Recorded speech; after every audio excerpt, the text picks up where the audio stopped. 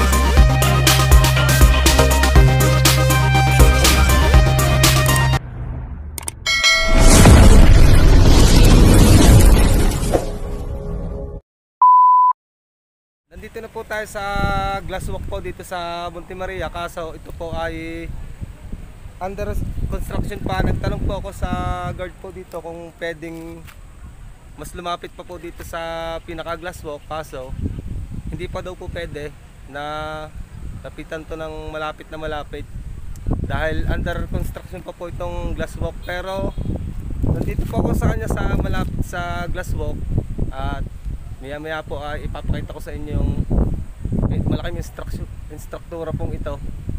Bale, ito po yung glass walk na kauna-unahan po dito sa Pilipinas. At napakaganda po ng kanyang yari. At welcome nga pala po sa aking channel.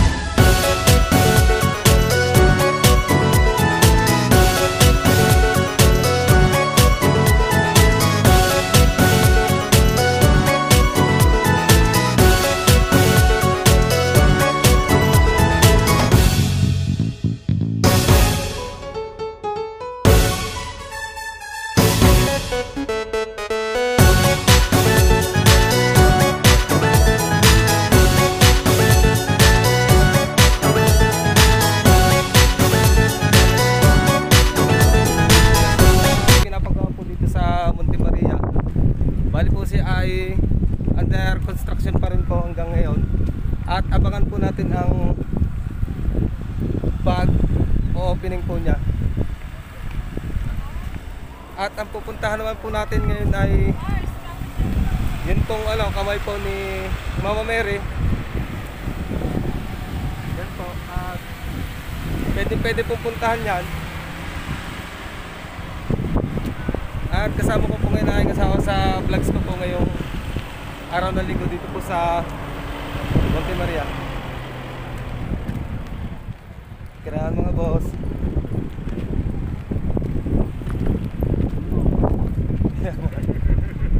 At sobrang pong init ng punta namin dito ngayon at bali po ay alas 12 na po ng tanghali yan. Sir. May pinto na ba ito? Oo.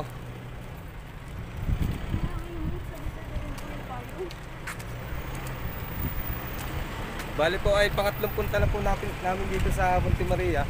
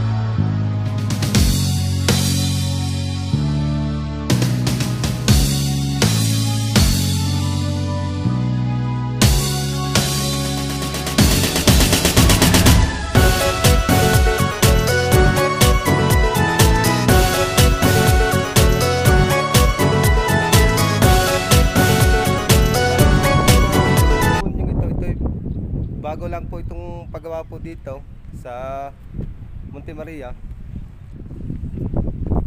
At ito po yung walk-class pong pinapagawa dito. Napakalaki pong struktura. Kung makikita naman po sa kalayuan at hindi pa rin po talaga pwedeng pumunta dito. Kaya nandito lang po talaga ang pagbablog ko.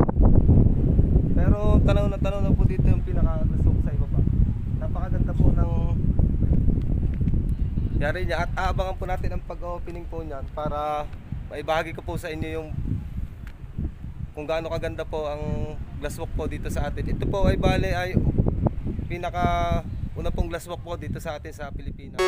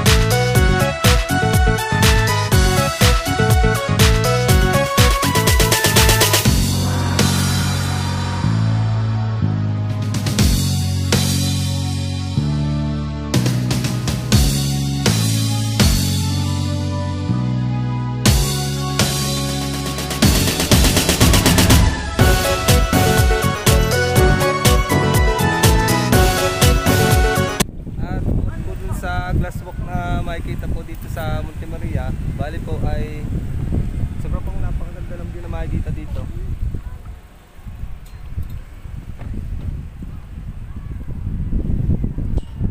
At tanaw din po dito ang Cuenca Batangas. Tapos Dingloy Batangas at saka po itong Silver Deck kita din po dito sa Monte Maria. Kaya napakaganda po ng view na makikita dito sa lugar na ito. At kami po ngayon ay papasok na po dito ngayon sa Monte Maria at pupuntahan po namin yung kamay po sa pinakatuktok po ng Mama Mary. Ito daw po pagpasok dito ay naka-elevator po pag-akit sa itaas.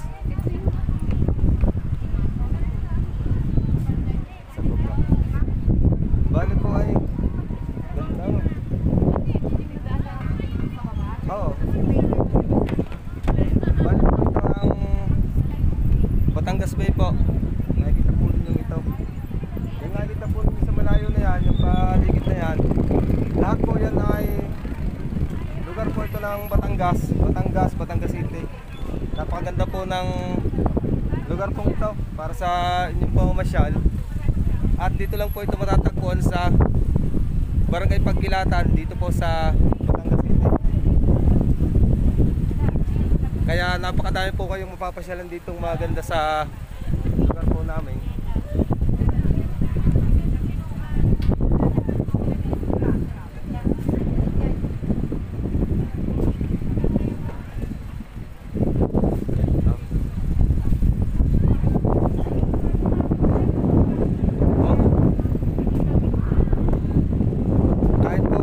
Katanghalian po dito ay napakalakas po ng hangin, kaya okay lang po kahit napakainit ng panahon ay napakalakas naman po ng hangin dito.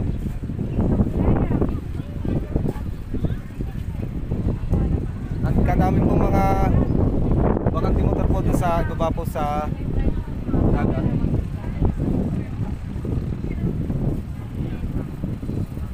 At sobra pong dami ngayong taong mga namamasyal po ngayon dito sa Monte Maria gawa ng araw po ng linggo, kaya dito po.